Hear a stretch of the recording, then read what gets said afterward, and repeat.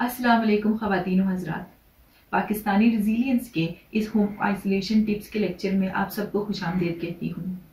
कहा जाता है कि किसी भी जानवर को अपनी पूरी शक्ल इख्तियार करने में या किसी भी तितली को तितली लार्वा से तितली बनने में कुछ ऐसा टाइम चाहिए होता है जहाँ पर वो अकेले बैठ के या आइसोलेशन में अपने आप को कंप्लीट करता है। ये जो पूरा प्रोसेस होता है या जो पूरा तरीक़ाकार होता है उसके लिए कुछ टाइम दरकार होता है जिसके अंदर वो अपने आप को संवारता है। तो चलें आज के इस लेक्चर में हम ये देखते हैं कि इस मुश्किल टाइम में हम अपने आप को किस तरह अपने घरों के अंदर जो है वो सेव करके रखें ताकि हमारी वजह से हमारा इन्वायरमेंट, हमारे प्यार करने वाले और सब लोग महफूज रहें। मेरा नाम कंदील ज़हरा ज़मीर है और मैं इन्वायरमेंटल इंफॉर्मेशन ऑफिसर हूँ Gilgit Baltistan environmental protection agency में, और साथ ही साथ पाकिस्तान बायोलॉजिकल सेफ्टी एसोसिएशन की तरफ से चैप्टर हेड हूँ गिलगित बल्तिस्तान की। प्रेजेंटेशन शुरू करने से पहले मैं आप सबसे एक दफ़ा फिर दरख्वास्त करना चाहूँगी कि आप इस प्रेजेंटेशन को सुनने के लिए ग्रुप्स में ना बैठें बल्कि सोशल डिस्टेंसिंग इख्तियार करें ताकि आप अपने आप को और अपने चाहने वालों को सेफ रख सकें। कोरोना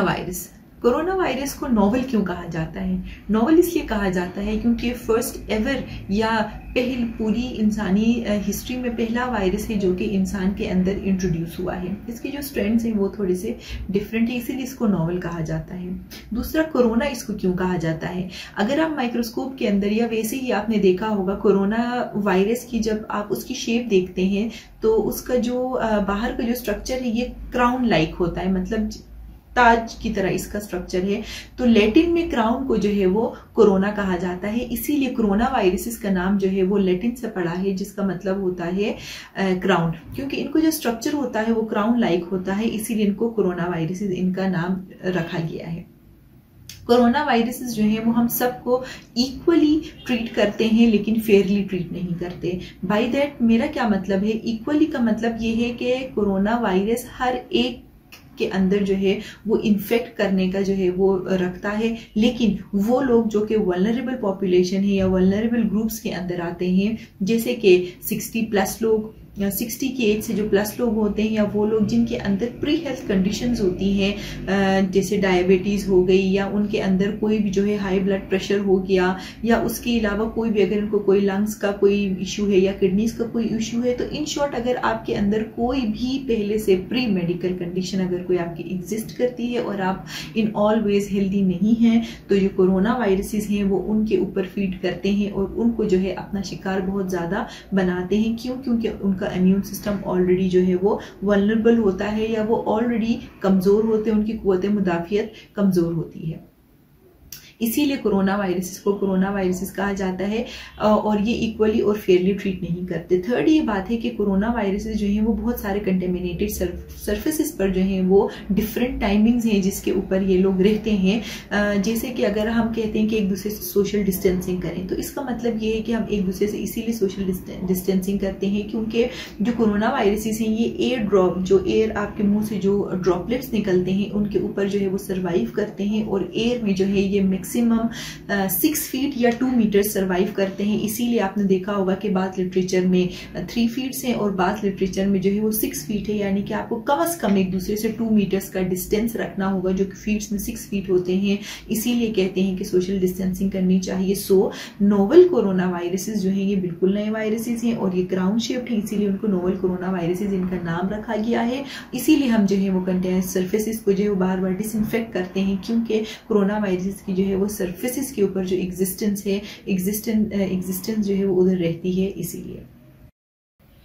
एक बात का हमें बहुत ज़्यादा ख्याल रखना चाहिए जो हमें बार बार अपने आप को और अपने घर वालों को बावर करानी चाहिए या याद करानी चाहिए, वो ये है कि वो लोग जो 60+ एज के हैं और जिनका ऑलरेडी कोई ना कोई उनके हेल्थ प्रॉब्लम्स हैं, उनके ऊपर कोविड-19 के जो असरात हैं या जो सिम्टम्स हैं वो बहुत ज़्यादा सख्त होंगे और एकदम उन पे जाहिर होंगे। लेकिन वो लोग जिनका इम्यून सिस्टम स्ट्रांग है या जिनकी कुव्वत मुदाफियत जो है वो ताकतवर है और उनमें कोई हेल्थ कंडीशंस नहीं है, कोई प्री हेल्थ कंडीशंस नहीं है या उनमें कोई भी प्रॉब्लम नहीं है हेल्थ वाइज, तो उनके अंदर जो सिम्टम्स होंगे वो हमेशा माइल्ड होंगे, कम होंगे। और उन पर अगर खुदा न ख्वास्ता अगर वो इन्फेक्टेड हो जाते हैं या वो अगर कोविड जो कोरोना वायरस है उससे उनको इन्फेक्शन हो जाता है तो उनकी जो सिम्टम्स हैं वो 3 डेज और टिल अ वीक जो है वो सामने आना शुरू हो जाते हैं। आपने बहुत सारे लोगों को कहते सुना होगा कि नहीं भाई कोविड जो है या कोरोना अगर जब आपको लग जाए तो आप एकदम बीमार हो जाएंगे या क्या पता इसमें हो 14 डेज के बाद सिम्टम्स आते हैं। दैट इज करेक्ट, लेकिन टू सम एक्सटेंट कि आपको ये भी चीज देखनी है कि जो वल्नरेबल ग्रुप है, जो वल्नरेबल पॉपुलेशन है, मैं आपको बार बार बता रही हूँ, जो वल्नरेबल ग्रुप है, जो वल्नरेबल ग्रुप में हम उन लोगों को लाते हैं जो 60+ एज कर होते हैं, जिनके अंदर ऑलरेडी कोई ना कोई हेल्थ कंडीशंस जो है वो प्रिविलेंट होती हैं। लेकिन जो हमारे वल्नरेबल ग्रुप्स नहीं है वो लोग हैं जो जिनकी कुव्वत मुदाफियत स्ट्रांग होती है, जिनका इम्यून सिस्टम स्ट्रांग होता है, जिनके अंदर कोई भी हेल्थ कंडीशंस पाई नहीं जाती। तो जरूरी नहीं है कि उनके अंदर जो सिम्टम्स हैं वो एकदम आ जाएं, बल्कि 3 डेज से 1 वीक के अंदर उनके अंदर जो है वो सिम्टम्स आ सकते हैं। तो इसीलिए आपको ये चाहिए कि आप घर में रहें, सोशल डिस्टेंसिंग करें, क्योंकि आपको नहीं पता कि आपका कांटेक्ट किन लोगों से हो रहा है। और जब भी आप घर आएं तो अगर आपके घर में कोई वल्नरेबल ग्रुप के लोग हैं, कोई आपके एल्डरली लोग हैं या छोटे बच्चे हैं, तो उनसे मिलने से पहले आप अपने हैंड सैनिटाइज करें, अपने हाथों को धोएं। जब कफ और स्नीज करें तो अपने बेंड एल्बो में करें और इस तरह आप अपना जो है अपना ख्याल रख सकते हैं और अपने चाहने वालों का ख्याल रख सकते हैं। अभी तक हमने ये देखा कि कोरोना वायरस नोवेल क्यों है और हमें किन लोगों का ज़्यादा ख्याल रखना चाहिए। लेकिन क्वेश्चन ये है या सवाल यहाँ पर ये उठता है कि हमें कब मेडिकल अटेंशन या कब हमें किसी भी जो है वो तिब्बी इमदाद की ज़रूरत हो सकती है या हमें तिब्बी इमदाद के लिए जाना चाहिए। तो इस जो सवाल है उसका जवाब ये है कि फिर अगेन जितने भी हमारे घर में वल्नरेबल ग्रुप्स हैं, जिसमें कि 60+ के लोग एज हैं या कोई ऐसी खवातीन हैं जो कि प्रेग्नेंट हैं, जो कि एक्सपेक्ट कर रही हैं, छोटे बच्चे हैं, या उसके अलावा वो लोग जिनको ऑलरेडी कोई हेल्थ कंडीशन है, चाहे वो डायबिटीज हो या जो हार्ट की कोई कंडीशन हो, कोई भी कंडीशन, उनके लिए हमें ज़्यादा मोहतात रहना पड़ेगा। और जहाँ तक अगर हम एक हेल्दी इंसान की बात करते हैं तो हमें उसके लिए शायद इतनी ज़्यादा एहतियात की ज़रूरत नहीं है। एहतियात हमें फिर भी करनी है, लेकिन इधर हम ये देख रहे हैं कि हमें मेडिकल अटेंशन की कब ज़रूरत पड़ेगी या मेडिकल अटेंशन में हमने कब जाना है। तो उसके लिए सबसे पहला जो हमारा जो प्री रिक्विजिट है वो ये है कि कोई वल्नरेबल ग्रुप अगर आपके घर में है तो आपने उसके लिए ख़ास तौर पर अपने आप को विजिलेंट रखना है या अपने आप को तैयार रखना है। सेकेंड ये है कि आपको मेडिकल अटेंशन की तब ज़रूरत है, तब आपको फटाफट मेडिकल अटेंशन के लिए तिब्बी इमदाद के लिए जाना चाहिए जब आपको सांस लेने में दुश्वारी हो या आपके चेस्ट के अंदर पेन हो। जैसे अगर खुदा न खास्ते किसी को हार्ट अटैक आए तो जो सीवियर पेन होता है उस तरह का आपको पेन हो, या आपको जो है हाई ग्रेड फीवर हो, या उसके अलावा आप जो है सही तरह अपने काम नहीं कर सकती हैं, आपकी बॉडी में पेन हो। अब यहाँ कंफ्यूजन ये है कि जब हम उठ के चलने की बात करते हैं तो ये नहीं कि आप कि उठ के दौड़ नहीं सक रहे या आपकी जो है वो स्पीड स्लो है, बल्कि आपकी बॉडी जो है वो फिटिंग होगी। उसमें क्या है कि आपको आपके रोजमर्रा के जो आपके काम होंगे वो आप नहीं कर सकेंगे। उसके अलावा जो सबसे जो ज़रूरी बात है वो ये है कि आपके जो लिप्स या जो फेस होगा इसमें थोड़ा सा ब्लूइश कलर आ जाएगा। तो जब ये चारों सिम्टम्स होंगे, कौन कौन से सिम्टम्स, कि अगर आपको ब्रीथ करने में प्रॉब्लम हो, सांस लेने में दुश्वारी हो, आपके चेस्ट में जो है वो सीवियर पेन हो, आपकी बॉडी में फटीग हो, या आपकी जो फेस और जो लिप्स हैं ये ब्लूइश हो, तो फिर इसमें आपको फटाफट तिब्बी इमदाद के लिए जाना चाहिए विदाउट एनी डिले। और अगेन इस बात पे यहाँ मैं बार बार स्ट्रेस इसीलिए दे रही हूँ क्योंकि हम एक जॉइंट फैमिली सिस्टम में रहते हैं और 80% लोगों के घर में जो है वो हमारे एल्डरली लोग होते हैं, चाहे वो दादा दादी हो, नाना नानी हो या आपके वालदेन हो, जिनको इसकी ज़्यादा ज़रूरत होती है। तो इसीलिए इस बात पर हम बार बार स्ट्रेस कर रहे हैं कि अगर आपके घर में कोई भी ऐसा फर्द है जो कि ऑलरेडी जिसमें कोई भी हेल्थ कंडीशन है या जिसकी जो है ये खुदा न खास्ता कोई भी सिम्टम्स उसमें हैं, तो आपको फटाफट जो है वो तिब्बी इमदाद के लिए किसी भी मुआलिज से रुजू करना चाहिए। हेल्थ प्रोवाइडर्स के लिए ये बात बहुत इंपॉर्टेंट है कि वो अपने आप को किस तरह सेव करते हैं while taking care of patient in isolation, या कोई भी अगर आपके घर में कोई आइसोलेशन का जो है पेशेंट है उसके लिए अगर उसको केयर टेकर है उसको क्या क्या चीजें करनी चाहिए। सबसे पहली बात तो ये है कि वो हैंड्स अपने जो है वो बार बार धोए, अपने हाथ जो है वो बार बार धोए, और हाथ धोने का जो सही स्टेप है, जो सही तरीका कार है जिसमें आप 30 से 40 सेकंड तक अपने हाथ धोते हैं, WHO की गाइडलाइंस के अंदर आपने वो जो है वो तरीका का इस्तेमाल करना है और अपने हाथ बार बार धोने हैं 30 से 40 सेकंड तक जितना भी पॉसिबल हो। उसके अलावा जो केयर टेकर है उसके लिए एक और बात का ख्याल रखना बहुत लाजमी है कि आप जब भी किसी भी पेशेंट की अगर आप केयर टेक कर रहे हैं या किसी भी इन्फेक्टेड पर्सन को आप देखभाल कर रहे हैं तो आपने अपने जहन में ये बात जो है इसको बिठा लेना है कि आपने जो है इस रूम को जो है वो 3 हिस्सों में तकसीम कर देना है। इधर आपने जो है वो रेड येलो और ग्रीन का कॉन्सेप्ट ग्रीन येलो रेड का कॉन्सेप्ट लेकर आना है कि आपने ये करना है कि आपने जो कमरा जहां पर एक पेशेंट रह रहा है वो कमरा जो है वो जहां पर वो रह रहा है वो रेड जोन है, उसके थोड़ा सा दरवाजे के पास जब आएंगे तो आपको येलो जोन होगा। उसको आपने मैक्सिमम इस बात का ख्याल रखना है, ज्यादा से ज्यादा आपने इस बात का ख्याल रखना है कि आपने वो जगह जो है वो अच्छी तरह जितनी हो सके आपने साफ रखनी है, और जैसे ही आप कमरे से बाहर आ जाएंगे तो आपका ग्रीन जोन शुरू हो जाएगा। तो हमने ये कहा कि ग्रीन जोन जो है वो कमरे से बाहर का एरिया है। आप उससे थोड़ा सा अंदर जब आप रूम के अंदर आएंगे, क्योंकि आपने पेशेंट को जो है वो रूम के बिल्कुल आखिरी कोने में और बहुत जितना आपसे हो सके उतना आपको दरवाजे से उसको दूर रखना है। तो आप दरवाजे से जैसे ही अंदर आएंगे वो आपको येलो एरिया होगा जहां पर आपकी समहाउ या आपकी जो है वो कम से कम होनी चाहिए जो है कंटेमिनेशन, और रेड जोन वहां होगा जो कि पेशेंट के इर्द गिर्द का जो एरिया है या 6 फीट या 6 फीट का जो एरिया है पेशेंट का वो आपका रेड जोन होगा। तो being a health care worker या अगर आप किसी भी बंदे की किसी पेशेंट की देखभाल कर रहे हैं तो आपने इस बात का ख्याल रखना है कि आपने ग्रीन से जब आप येलो में आएंगे तो आपने जो है वो अपने हैंड सैनिटाइज करने हैं, और जब आप रेड से येलो पर आएंगे तब भी आपने अपने हैंड सैनिटाइज करने हैं, और जब आप ग्रीन चले जाएंगे तो अपने हैंड्स अपनी जो है वो वॉश करना है फॉर हेल्थ केयर वर्कर। यहाँ तक हमने ये बात की कि जब कोई भी कौन से ऐसे लोग हैं जिनको हमने ज्यादा केयर करनी है और अपने आप को कैसे प्रोटेक्ट करना है। अभी हम ये देखेंगे कि होम केयर जब हम किसी भी पेशेंट की कर रहे होंगे तो उसके लिए हमें क्या SOPs या स्टैंडर्ड ऑपरेटिंग प्रोसीजर्स जो है वो अपनाने होंगे, या क्या लाहिया अमल इख्तियार करना होगा कि जिससे हम पेशेंट को जो है वो खुद से भी सेव कर सकें, खुद को पेशेंट से सेव कर सकें और जो बाकी घर वाले हैं उनसे भी सेव कर सकें। फॉर एग्जाम्पल अगर आपके घर में कोई पेशेंट है और वो होम आइसोलेशन पर है तो सबसे पहली होम केयर टिप ये है कि आपने पेशेंट को हमेशा कवर रखना है। पेशेंट को ग्लव्स, मास्क, आई प्रोटेक्शन पहना के रखनी है ताकि पेशेंट से जो है अगर आप केयर कर रहे हैं या कोई भी उसकी केयर कर रहा है तो वो इन्फेक्ट ना हो। सेकेंड बात यह है कि आपने सेपरेट स्पेसेस यूज करने हैं। सेपरेट स्पेसेस का क्या मतलब है कि अगर पेशेंट कोई वॉशरूम यूज करता है तो आपने उस वॉशरूम जब हो जाता है तो वो वॉशरूम बाकी तमाम फैमिली मेंबर से सेपरेट होना चाहिए।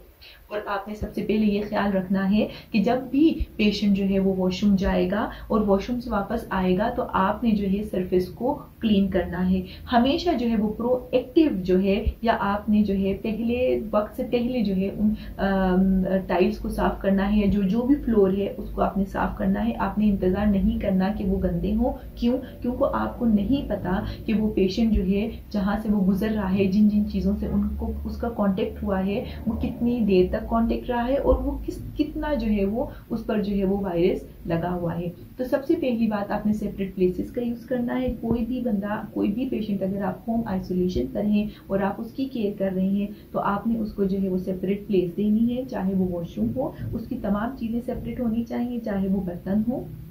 कोई अगर वो टॉवल यूज कर रहा है। और थर्ड ये चीज़ है कि आपने उसकी जो लॉन्ड्री स्पेस है वो भी बिल्कुल अलग रखनी है। आप उस रूम में जो आपका येलो जोन है उसमें आप कोई भी बिन रख सकते हैं कि उसके अंदर जो पेशेंट है जो होम आइसोलेशन पे है वो अपनी लॉन्ड्री उसके अंदर रखे। उसके अलावा आपने जो अपनी सर्फेसिस हैं उनको रेगुलरली क्लीन करना है और उसमें प्रोएक्टिवली क्लीन करना है और उसमें ये वेट नहीं करना कि अच्छी तरह गंदे हो जाएंगे तो हम साफ करेंगे। नो, आपने थोड़ा सा प्रोएक्टिव होना है और पेशेंट को हमेशा जो है है वो कवर रखना है, ताकि इन सब टेक्निक से जो भी होम आइसोलेशन पर जो पेशेंट होगा उससे तमाम घर वाले भी दूर रहेंगे और आप भी उससे जो है वो प्रोटेक्टेड रहेंगे। अभी तक तो हमने ये बात डिस्कस की कि जब भी कोई भी पेशेंट होम आइसोलेशन पे बैठा होगा तो उसको ईदर वेज कैसे प्रोटेक्ट करना है, आपने खुद को कैसे प्रोटेक्ट करना है और उसको कैसे केयर देनी है। तो अब इसमें हम ये देखेंगे कि जब भी कोई भी पेशेंट जो है वो होम आइसोलेशन पे है तो आपने उसको केयर कैसे प्रोवाइड करनी है। केयर इन अ सेंस कि आपने उसको बहुत सारे फ्लूइड्स देने हैं, उनको हाइड्रेटेड रखना है और उसके अलावा जो है किसी से भी अगर वो अटैच्ड होते हैं, जैसे फॉर एग्जांपल खुदा न खास्ते किसी के ग्रैंड पेरेंट्स जो है वो आइसोलेशन पर हैं या किसी के पेरेंट्स आइसोलेशन पर हैं, तो आपने इस बात का ख्याल रखना है कि आपने उनको बिल्कुल अलग नहीं छोड़ देना, बल्कि जिन लोगों से वो बहुत ज़्यादा अटैच्ड हैं उनको साथ उनको कनेक्टेड रखना है in any form of technology, चाहे आप व्हाट्सएप पे कॉल कराएं या स्काइप पे कॉल कराएं या किसी भी तरह का जो है वो कांटेक्ट रहना चाहिए कम से कम दिन में 1 से 2 दफ़ा। क्योंकि कोई भी पेशेंट तब तक जो है वो उसके अंदर वो कंपैशन नहीं आता जब तक वो अपने प्यार करने वालों से कनेक्टेड ना रहे। उसके अलावा विजिटर्स का जो है वो फ्लक्स बिल्कुल मिनिमाइज करना है। जो विजिटर्स का आना जाना है बाहर के लोगों का, अगर बाहर से कोई आता भी है मिनिमम विजिटर्स जो है आपने उनको छोड़ना है, और अगर कोई आता भी है तो आपने ये ख्याल रखना है कि जो बंदा है वो येलो जोन पे खड़ा रहे। येलो जोन का मतलब ये है कि जो आइसोलेशन पे आपका पेशेंट है उससे मैक्सिमम डिस्टेंस पे वो खड़ा रहे और उनसे बात करे, ताकि इस तरह जो है हमने अपनी बहुत सारी जो है वो कोशिशें करनी है ताकि हम भी इन्फेक्टेड ना हो, जो बंदा उनसे मिलने आ रहा है वो भी इन्फेक्टेड ना हो, जो पेशेंट है उसके अंदर कंपैशन भी हो, अपने प्यार करने वालों से वो जुड़ा भी रहे ताकि उसको दोबारा ठीक होने की जो है वो उमंग आ जाए। तो इसमें जो है आपने ये ख्याल रखना है कि सबसे पहले आपने उनको होम केयर में सबसे पहले जो पेशेंट है उसको अच्छी तरह आपने कवर रखना है, आपने जो सर्फेसिस है वो बार बार क्लीन करनी है, सेपरेट प्लेसेस देनी है, जो आपका आइसोलेशन में जो पेशेंट है अपने प्यार करने वालों से उसको जोड़ के रखना है। उसके अलावा उनको ज्यादा फ्लूइड्स देने हैं, उनको हाइड्रेटेड रखना है, और ताकि उनके जो इम्यून सिस्टम है वो थोड़ा सा भी और ज्यादा डेवलप हो जाए। और उनके सबसे बड़ी बात की जो विजिटर्स जो है वो आपने उनको मिनिमाइज करना है, और अगर कोई भी बंदा विजिट करने आता है तो उसके हैंड्स भी आपने सैनिटाइज करवाने हैं, उसको भी मास्क पहनाना है और उसको ये कहना है कि वो येलो जोन पर खड़ा रहे। इसी तरह हम एक पेशेंट को जो है वो ईदर से प्रोटेक्ट कर सकते हैं। हमने ये तो देख लिया कि कोई पेशेंट जो है अगर वो होम आइसोलेशन पर है तो उसको आपने कैसे सेव करना है और खुद को उसके इन्फेक्शन से कैसे सेव करना है। अब इधर जो है वो एक क्वेश्चन ये आता है कि हमें आइसोलेशन जो है वो कब एंड करनी चाहिए। तो इसका आंसर ये है कि आइसोलेशन आपने तब एंड करनी है या तब आइसोलेशन आपने ख़त्म करनी है जब पेशेंट को जो है फॉर 72 आवर्स या 3 दिन या 72 घंटे से उसको दोबारा जो है वो फीवर ना हो। ठीक है जी, क्या हमने कहा कि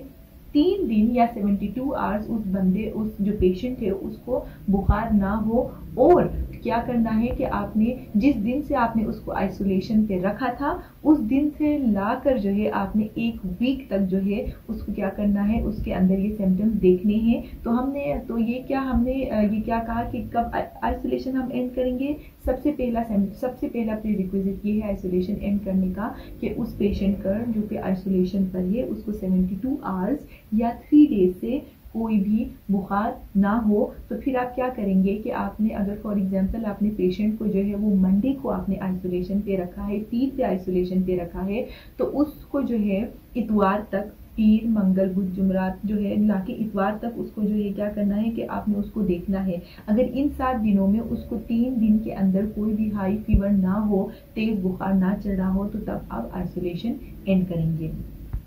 तो हम इसको एक दफ़ा फिर रिपीट करते हैं कि आपने तब आइसोलेशन किसी भी पेशेंट की एंड करनी है जब आप सबसे पहले ये देखेंगे कि उसमें 3 डेज या 72 आवर्स या 72 घंटे और 3 दिन से उसको हाई फीवर ना हो। तब आप एक पेशेंट को जो है 1 वीक के अंदर मॉनिटर करेंगे और पेशेंट को जो है वो आप आइसोलेशन से जो है वो उसको बाहर आने देंगे। और जब तक वो आइसोलेशन में होगा तब तक आपने वो तमाम तर होम केयर जो है वो टिप्स करनी है जो कि हमने प्रीवियस स्लाइड्स में डिस्कस की हैं, जिसमें क्या है बार बार हाथों का धोना, अपने आप को जो है मास्क से कवर रखना, आपका जो पेशेंट है उसको मास्क से कवर रखना, मिनिमम विजिटर्स को लाना, घर वालों से दूर रखना और सेपरेट जो है वो स्पेसेस यूज करना, और लॉन्ड्री जो है वो सेपरेट करना। अब हम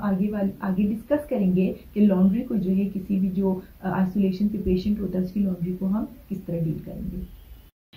हमने जब टिप्स देखे थे होम केयर के किसी भी पेशेंट के आइसोलेशन पर, तो हमने उसमें 3 चीज़ों पे बहुत ज़्यादा जो है वो जोर दिया था या स्ट्रेस किया था। वो बातें कौन सी थी कि हमने जो है जो इन्फेक्टेड जो पर्सन है या जो पेशेंट है उससे हमने जो है वो मैक्सिमम डिस्टेंस रखना है, उसके लिए सेपरेट प्लेसेस यूज़ करना है, चाहे वो वॉशरूम हो या यूटेंसिल्स हो या कोई भी जो है वो क्लॉथ या गारमेंट वो यूज़ कर रहा हो, कोई टॉवल हो, कोई सोप हो, वो सब हमने उसका क्या करना है वो सेपरेट करना है। उसके अलावा हमने एक बात ये कही थी कि हमने जो अपने सर्फेसेज हैं उनको बार बार क्लीन करना है, प्रोएक्टिवली क्लीन करना है, ताकि जो इन्फेक्शन के चांसेस हैं या जो स्प्रेड के चांसेस हैं वो कम से कम हो।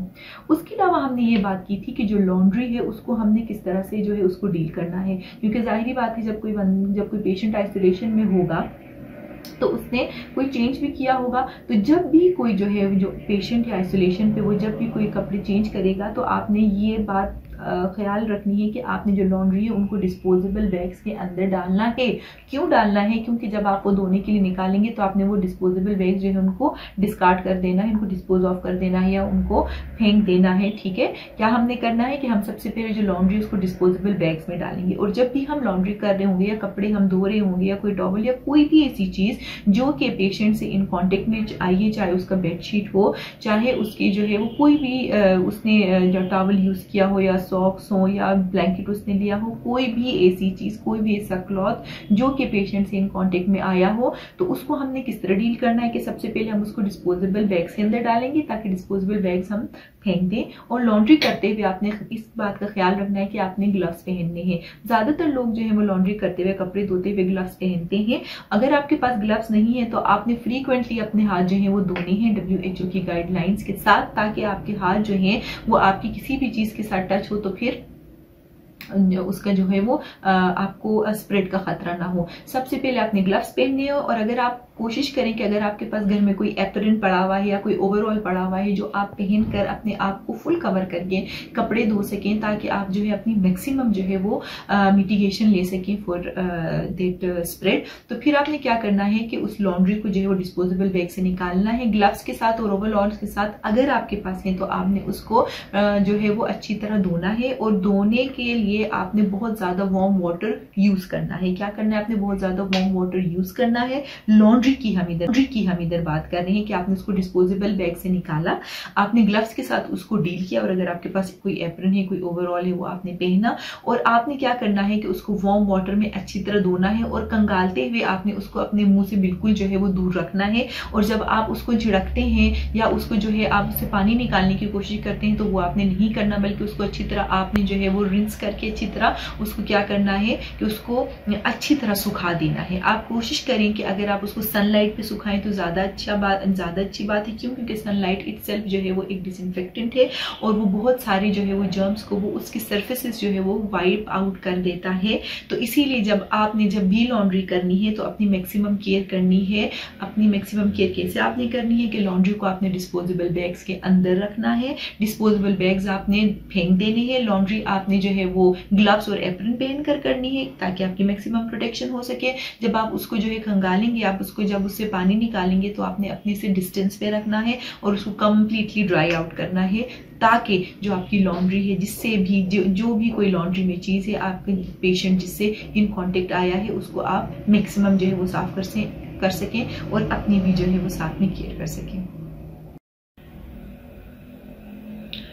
हमने ये बात तो कर ली कि कौन से ग्रुप्स जो हैं वो वल्नरेबल हैं, हमने उनकी जो है वो जब हम उनको होम आइसोलेशन पे रखेंगे तो उनकी हमने कैसे केयर करनी है, अपने आप को कैसे बचाना है। और जब हमने होम केयर की बात की तो हमने ये सब चीज़ें देखी कि उनकी हमने लॉन्ड्री कैसे करनी है, उनके साथ विजिटर्स को क्या करना है। लेकिन एक बात जो बहुत इंपॉर्टेंट है और वो ये है कि जब कोई भी पेशेंट खाना खाएगा तो उनके यूटेंसिल्स को हम कैसे ट्रीट करेंगे, या उसको जो है हमने किस तरह से उसको जो है वो कैरी ऑन करना है कि जिसकी वजह से से हम इस स्प्रेड को रोक सकें। तो जब भी पेशेंट जब खाना खा रहा होगा या इन्फेक्टेड जो पर्सन है जो होम आइसोलेशन पर है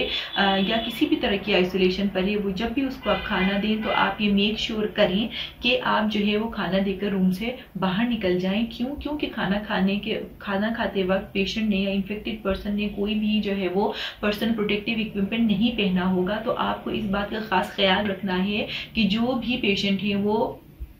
अकेले खाना खाएं और खाना खाने वक्त उनके पास कोई विजिटर नहीं आए। क्यों ना आए? क्योंकि उस टाइम उन्होंने जो है वो कोई भी पर्सनल प्रोटेक्टिव इक्विपमेंट नहीं पहना होगा। अगर आपके पास जो बर्तन है वो डिस्पोजेबल अगर आप यूज करें तो वो ज्यादा अच्छी बात है, क्योंकि उनके यूज करते ही आप उनको जो है वो डिस्कार्ड कर दें। लेकिन अगर आपके पास डिस्पोजेबल बर्तन नहीं है और जैसे कि लॉकडाउन और हर एक के पास हर चीज अवेलेबल नहीं होती, तो इसका एक जो है वो अल्टरनेट तरीका या दूसरा तरीका ये भी है कि आप जो यूटेंसिल्स हैं या जो बर्तन हैं उनको अच्छी तरह गर्म पानी से धोएं। और अगेन धोते हुए आपने खुद भी ग्लव्स पहनने हैं और जो एप्रन अगर आपने कोई पहना हो, अगर आपके किचन में पड़ा हो तो आपने वो पहनना है, ताकि आपकी पहले मैक्सिमम प्रोटेक्शन हो जाए, तब आप जाकर जो है वो उन इन्फेक्टेड चीजों से डील करेंगे। तो आपने क्या करना है कि जब भी कोई बर्तन आपने उनको देने, सबसे पहली बात ये करनी है कि जब भी आप इन्फेक्टेड पर्सन को या पेशेंट को जब आप खाना देंगे तो आपने उसके पास विजिटर्स को बिल्कुल भी नहीं छोड़ना। क्यों नहीं छोड़ना? क्योंकि वो विदाउट पर्सनल प्रोटेक्टिव इक्विपमेंट होंगे। आपने पेशेंट को बेड में ही खाना देना है और खाना खाने के बाद आपने जो है वो जाकर जब आप बर्तन उठा लेंगे या यूटेंसिल्स आप उठा लेंगे तो आपने उसको गर्म पानी से धोना है। पहले तो आप ये जो है वो कोशिश करें कि आपके पास डिस्पोजेबल बर्तन है। अगर नहीं है तो फिर आपने उन यूटेंसिल्स को अच्छी तरह धोना है, धो के अच्छी तरह उनको गर्म पानी से धोना है। धो के फिर आपने उसको क्या करना है, उठा देना है और उसको कम्प्लीटली ड्राई करना है, ताकि जो है जो स्प्रेड है वो मिनिमम बल्कि उसको जो है जो स्प्रेड है उसको आपने बिल्कुल एलिमिनेट करना है। तो इन चीज़ों का आपने खास ख्याल रखना है, खासकर यूटेंसिल्स का, बर्तन का और लॉन्ड्री का। क्योंकि ये जो दो चीज़ें हैं जिनसे पर्सन जो है वो बहुत ज़्यादा इन कॉन्टेक्ट आता है और जो हमारा जो पाथ है, जो हमारे ड्रॉपलेट्स हैं वो उन पे ज्यादा जो है वो गिरते हैं। तो इन चीजों का आपने जो है वो बहुत ज्यादा ख्याल रखना है, ताकि आप पहले खुद को सेव करें, फिर उसके बाद पेशेंट को सेव करें और इधर वेज फिर आप दोनों मिलकर जो है अपने घर वालों को और अपने इन्वायरमेंट को जो है इस स्प्रेड से सेव कर सकते। Lipid envelope viruses. Lipid envelope viruses वो वायरसेस होते हैं जो कि किसी भी सरफेस से एकदम जो है वो सबसे पहले वो इनएक्टिवेट हो सकते हैं या सबसे पहले जो है वो खत्म हो सकते हैं या जो है वो डिस्टेबलाइज हो सकते हैं। तो ये एक अच्छी बात ये है कि जो कोरोना वायरसेस हैं ये लिपिड इनवेलप वायरसेस हैं। लिपिड इनवेलप वायरसेस कौन से होते हैं? वो वायरसेस जो सबसे पहले जो है वो इनएक्टिवेट हो जाते हैं या खत्म हो जाते हैं किसी भी सरफेस के ऊपर से, तो उनको हम कहते हैं लिपिड इनवेलप वायरसेस। क्योंकि corona virus lipid envelope viruses हैं या वो वायरसेस हैं जो कि एकदम जो है वो इनएक्टिवेट इनको किया जा सकता है, तो इसके लिए आपको चाहिए कि आप अपने हाथ बार बार धोएं, बार बार अपने। आखिर में आप सब नाज़रीन कराम को बहुत बहुत शुक्रिया कि आपने अपने कीमती वक्त में से कुछ लम्हे निकाले और इस प्रोग्राम को या इस प्रेजेंटेशन को सुना। मैं उम्मीद करती हूँ कि ये आपके लिए बहुत कारआमद साबित होगा और आप इसको आगे जो है वो फैलाएंगे। आप कहीं पर भी काम कर रहे हो, चाहे आप किस घर में आइसोलेशन पर हो या आप किसी की केयर टेक कर रहे हो, किसी देखभाल कर रहे हो या किसी डॉक्टर को आप जानते हो या ऐसे बंदे को जानते हो जो कि किसी पेशेंट का ख्याल रख रहा है, तो मेरी आप सबसे गुजारिश है कि आप ये पैगाम उन तक पहुंचाइए। बहुत ही सिंपल और बेसिक चीजें हैं जो हमें पता होनी चाहिए और जो हम बार दफा जो है वो दरगुजर कर देते हैं, जैसे कि बार बार हाथों का धोना, अपने मुंह को खांसते हुए और छींकते हुए कवर करना या मास्क का इस्तेमाल करना, आते जाते हुए सैनिटाइजर्स लगाना। तो आप सबसे गुजारिश है कि आप सबको बताएं। और आखिर में एक बात आपको फिर से बावर कराना चाहूंगी कि आपकी जितनी भी, अगर आप कोई किसी की देखभाल कर रहे हैं या आप किसी को जानते हैं, तो उनकी बहुत इस टाइम उनका बहुत ख्याल रखें, उनके खाने पीने का ख्याल रखें, उनकी सफाई का ख्याल रखें, अपनी सफाई का ख्याल रखें, अपने खाने पीने का ख्याल रखें और सबसे ज्यादा उनको उन लोगों से दूर, बहुत ज्यादा दूर ना करें जिनसे वो लोग बहुत प्यार करते हैं। अगर कोई पेशेंट है, कोई इन्फेक्टेड है, अगर कोई होम आइसोलेशन पर है, तो उसके लिए आप कोशिश करें कि आप उसको ज्यादा से ज्यादा उसकी चाहने वालों के साथ किसी भी तरह की टेक्नोलॉजी से उसको कनेक्टेड रखें। और आखिर में ये कहना चाहूंगी कि वक्त जो है ये बहुत ज्यादा देर तक नहीं रहेगा, ये गुजर जाएगा, लेकिन गुजरते गुजरते जो हम पे जिम्मेदारियां ये डाल रहा है, ये जिम्मेदारियां हमने उठा दी हैं। सफाई निस्फ ईमान है, हम मुसलमान हैं, हम इस सब बात को जो है पूरे दिल से तस्लीम करते हैं। इसीलिए अभी टाइम आ गया है कि हम सब एक अच्छे मुसलमान बन के दिखाएं, सफाई का ख्याल रखें, ताकि हम अपने आप को और अपने इर्द गिर्द सब लोगों को जो है वो प्रोटेक्ट जो है ना, सबको इस चीज से जो है वो दूर रख सकें और उनको प्रोटेक्टेड रख सकें। आखिर में अपनी प्रेजेंटेशन का अख्ताम करूंगी फैज साहब के एक शेर से, जो इस टाइम पे बिल्कुल जो है एग्जैक्ट बैठता है। वो कहते हैं कि सबा ने फिर दरे जिंदा पे आके दी दस्तक, सहर करीब है दिल से कहो न घबराए। आप सबका एक दफा बहुत ज्यादा शुक्रिया। इसके बाद हम जो है वो क्वेश्चन एंड आंसर सेशन लेंगे। अगर आपको कोई भी सवाल है तो आप चैट बॉक्स में पूछ सकते हैं। बहुत शुक्रिया, अपना ख्याल रखिएगा। अल्लाह हाफिज।